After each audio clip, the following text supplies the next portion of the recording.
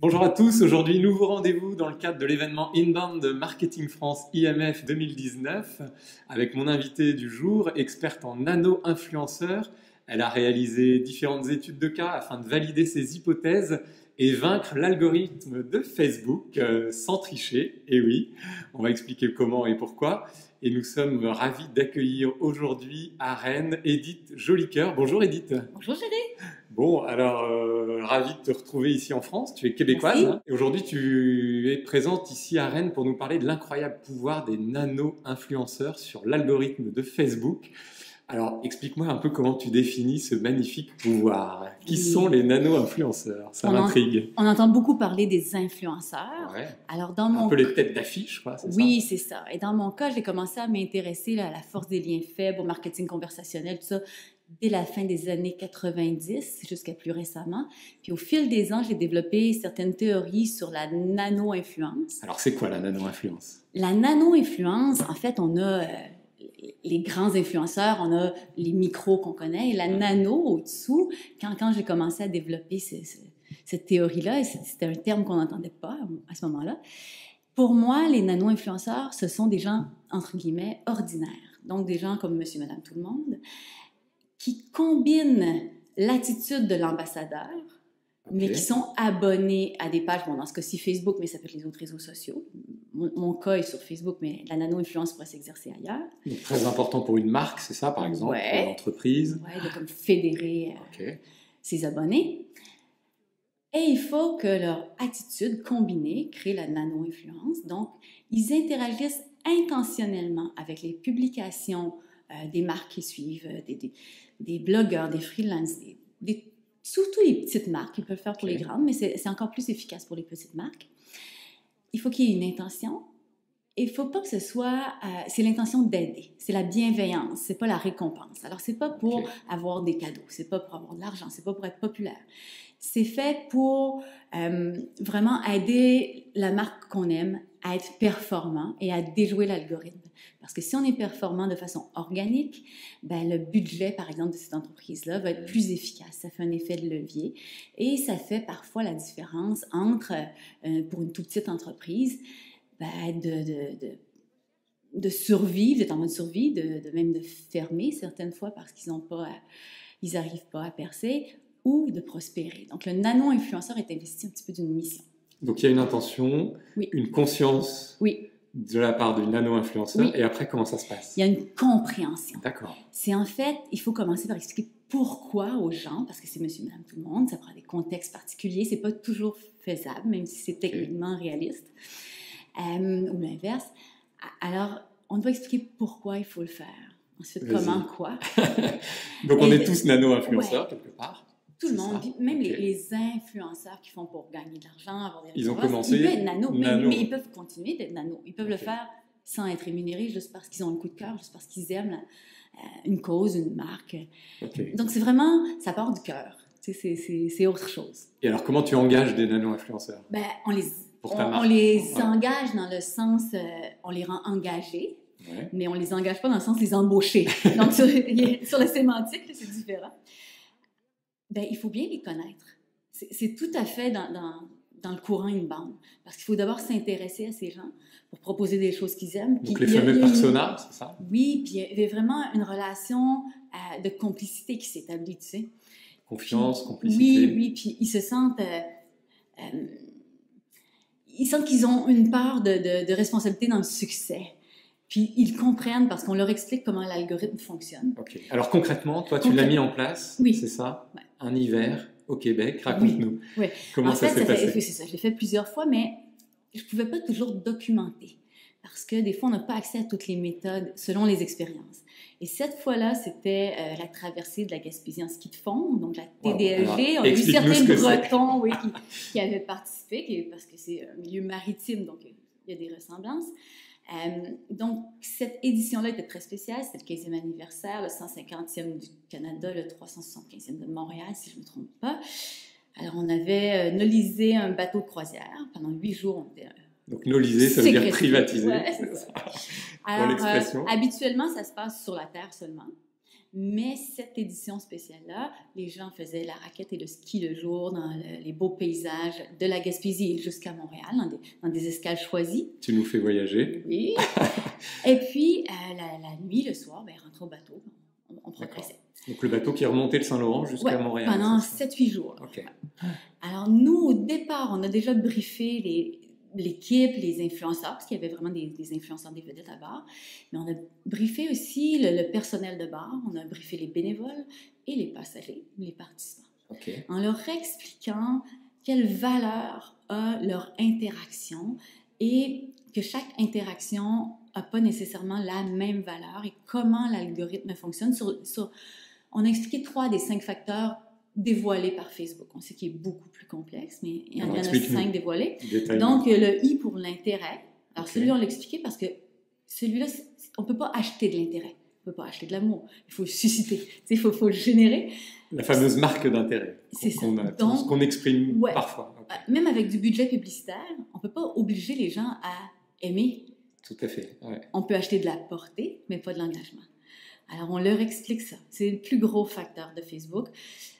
Chez moi, on avait, quand j'étais enfant, un slogan « Plus elles sont fraîches, plus on en mange, plus elles sont fraîches ». C'était le slogan de High Grade, c'est des saucisses. Je suis désolée, c'est mon référent. Mais l'algorithme, c'est comme ça. Plus on interagit, plus on voit les publications, plus on les voit, plus on interagit. OK. Donc toi, ton but sur le bateau, tu faisais partie de l'équipe communication? Oui, j'étais responsable des médias sociaux. OK. Pour les organisateurs. Alors, et l'idée que tu avais derrière la tête? Ben, en fait, je n'avais pas pensé à me servir de ça pour documenter cette expérience-là. Il y a eu un événement qui a déclenché. On savait qu'on voulait la nano-influence, mais je n'avais pas anticipé. Il y a eu un événement imprévu. Je n'avais pas anticipé qu'on pourrait aller aussi loin. Alors, lequel? Il y a eu une tempête. Et on est resté séquestrés sur le bateau toute une journée. On ne pouvait pas toucher terre parce que l'eau passait par-dessus le quai. Il y avait beaucoup de neige. Les camions qui accompagnaient sur la route étaient pris. Donc, les autoroutes étaient fermées. C'était spectaculaire. D'accord. Il ne faut pas s'inquiéter. On était pas mal. Il y avait de la nourriture, il y avait de l'alcool, il y avait des jeux, il y avait tout ce qu'il faut, et beaucoup, beaucoup d'activités. Et là, j'ai donné un atelier à ce moment-là où j'ai mieux expliqué. Et on a créé un contenu exceptionnel à valeur très ajoutée, où on a fait la co-création avec les passagers, qui nous a permis à ce moment-là de bien documenter cette expérience, de la suivre tout au cours du parcours pour pouvoir démontrer. On a fait un test AB avec une publication clone, pareil, avec le même texte, tout pareil, sauf qu'on appelle ça dark post. Donc, on ne la voyait pas sur la page. On a mis un petit montant de $200. Puis, on a ciblé des gens qui correspondaient à nos personas le plus possible, mais dans nos réglages, on a dit on ne veut pas que nos abonnés le voient par contre. On ne va pas biaiser notre test AB. C'est un peu comme un laboratoire, mais pas tout à fait. Puis on a lancé les deux en même temps pour pouvoir mesurer. Au bout de 4 jours, on a mesuré et c'était incroyable. En organique, donc sans payer, avec la force de nos nano-influenceurs qui ont relayé, c'est ça. Avec eux, on a atteint 120 000 personnes. On a gratuit. Sur un poste? Sur un poste, pour une page qui avait 4 500 personnes. Okay. Donc, on voit l'écran. Et en payer $200. Donc, à peu près 130 € peut-être. Donc, c'est là que tu as contourné l'algorithme de Facebook, c'est ça? Puis là, on a atteint seulement 3000 quelques personnes. Alors, si on faisait une règle de 3, mais on sait que c'est pas tout à fait ça, parce qu'il y a beaucoup de facteurs qu'on ignore, que Facebook ne déclare pas. C'est un peu simpliste, mais pour se donner une idée, on a quand même fait la règle de 3. Ça veut dire que la valeur de la contribution de nos nanos s'élevait à tout près de 7 000 $, donc à peu près 4 500, 5 000 €. Là, mon convertisseur n'est pas très ajusté. Donc 7 000 $ canadiens. Ouais. La valeur qu'on aurait dû débourser en publicité pour avoir la même portée. Et alors toi, tu en as déduit quoi? J'en ai déduit que c'est très important d'éduquer nos gens. Je travaille principalement en formation, je donne des conférences, mais en fait, je suis d'abord une formatrice, puis une utilisatrice, j'ai eu une entreprise, j'ai eu tout ça. J'allais dire, en fait, l'exemple que tu as mené sur ce bateau, ça aurait pu être dans une entreprise. Oui, voilà. Tous dans le même bateau. Tout à fait. Dans des événements. C'est reproduisible. Mais il y a des facteurs. Ça prend la cohésion. Alors, lesquels? Oui, c'est ça. Ton équation. Mon équation. La bonne équation. Parce qu'en ce moment, je travaille sur une deuxième étude de cas, qui est plus longue, qui se déroule sur 1 an. Tu peux nous en dire plus? Oui, c'est avec Tourisme Gaspésie. Ils ont tout près de 700 membres. Donc, chacun des membres a des employés, a de la famille, des amis. Alors, en principe, on a beaucoup plus gros que les 350 personnes à bord. Donc, tous ces gens-là sont des ambassadeurs, c'est ça? On essaie de les transformer en nano-influenceurs. On essaie de les convertir vers ça. À la TDLV, on avait une page qui avait 4500 abonnés. En parallèle, on a 62 000 abonnés. Alors, techniquement, si on fait un calcul mathématique pur, statistique pure, on peut s'attendre à avoir un résultat qui serait en équation, là, je dirais. Mais on travaille avec... Oui, voilà, merci. Mais on travaille avec des humains. Alors, c'est plus ou moins vrai. Parce que 350 personnes confinées sur un bateau 8 jours, ils se développent une camaraderie. Il y a quelque chose qui est magique. Il y a beaucoup de ces passagers-là que c'est des gens récurrents qui reviennent à toutes les éditions, qui se connaissent. Alors que les 700 membres sur le territoire de la Gaspésie, on peut comparer un peu à la Bretagne, mais c'est plus petit, mais c'est très, très dispersé. Donc, il n'y a pas une grande densité sur le territoire. Alors, obtenir toute cette cohésion-là, c'est plus difficile. Non, le fameux engagement, quoi. Oui. Okay. Alors, c'est plus difficile, la motivation, c'est plus difficile de les motiver, de leur faire comprendre d'abord le pourquoi. Donc, c'est la fameuse quête du sens, c'est ça? Oui. Okay. Elle est plus difficile parce qu'on travaille avec des humains. D'accord. Alors, si tu me permets l'image, si on a une bille, tu sais, les billes à jouer, les sacs, on en a une. On a la boule de bowling. Chez nous, on dit boule de quille. Boule de bowling, je m'habitue. Chez moi, ça donne une pichenote. Donc, vous, c'est chenaude? Une pichenette, c'est bien. Pichenote, c'est bon. Ouais, ça marche. Ça marche aussi. Ça simplifie. Si on donne la pichenote sur la bille, elle peut aller très loin. Ouais. Si on donne la pichenote sur la boule de bowling, on va se faire mal aux doigts. Ouais. C'est un peu ça. C'est-à-dire que plus petite est notre organisation, plus c'est relativement facile ou simple ou réaliste d'espérer avoir des bons résultats, un gros levier avec la nano-influence. Okay. Alors que plus grande ou plus complexe est notre organisation, ça va demander une énergie, c'est comme l'inertie, tu sais, ça va demander une énergie beaucoup plus grande. Un élan ou une impulsion. Oui, vraiment plus grande. Par contre, si on y arrive, c'est plus difficile d'y arriver. Mais si on y arrive, avec la boule de l'effet va être plus important. Oui, tu sais, on peut faire un abat avec ça. Avec la bille, même, c'est ça. Mais avec la bille ou même le sac de billes, on ne fera pas là-bas. Ouais, Alors, potentiellement, ça peut être plus grand, mais c'est plus difficile. D'accord. Et alors, quel conseil tu donnerais, toi, à une entreprise ou une organisation qui voudrait faire de la nano-influence? C'est quoi les bonnes pratiques? De vraiment Donc, on a vu le sens. De vraiment sensibiliser ses troupes, que ce soit ses employés ou sa communauté. Ou ses clients, c'est ça, pour une marque? Ouais. Dans le cas de clients, c'est un petit peu plus subtil. Parce que si c'est notre équipe, par exemple, les bénévoles d'un événement, ça, c'est plus facile parce qu'on peut leur expliquer, quand vous aimez ce produit-là.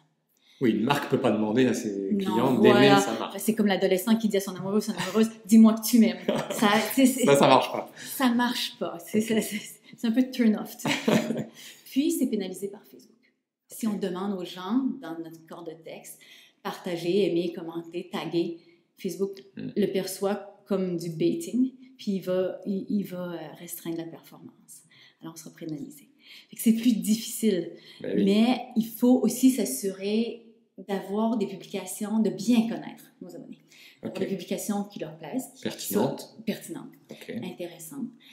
Il faut s'assurer, tu sais, en anglais, on dit les captions, les petits textes qui accompagnent la publication. Il faut qu'ils soient engageants, il faut qu'ils soient positifs. Il y a des mots à éviter, il y a des mots à valoriser.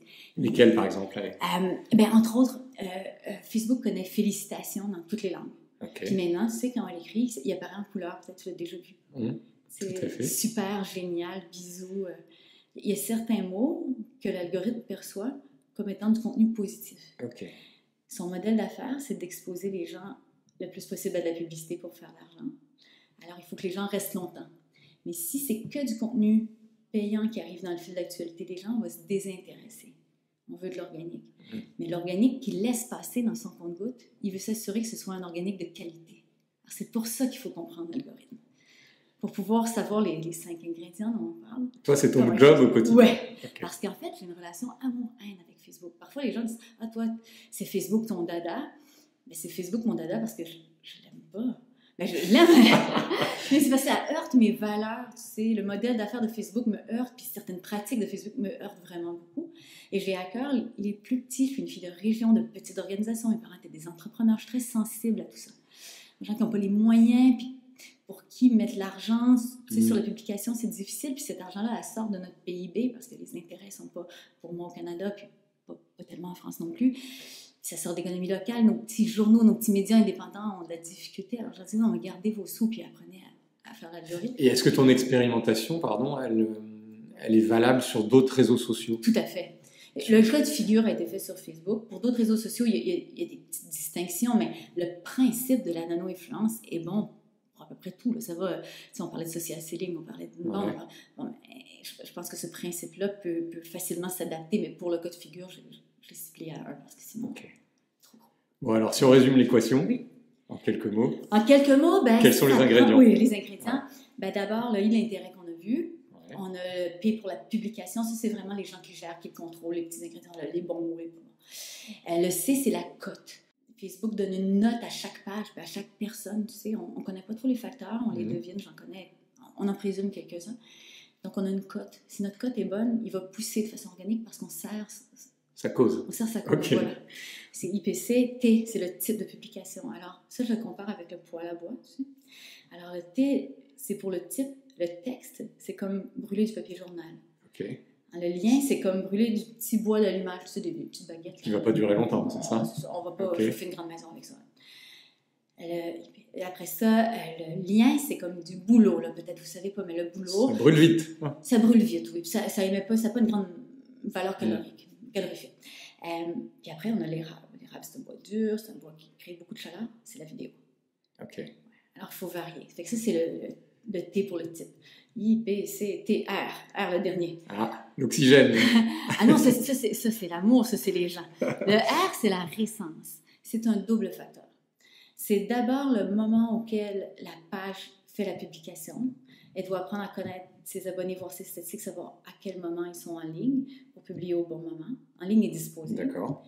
Parce que maintenant, on est en ligne tout le temps, mais pas forcément disposé. Ça a changé un peu.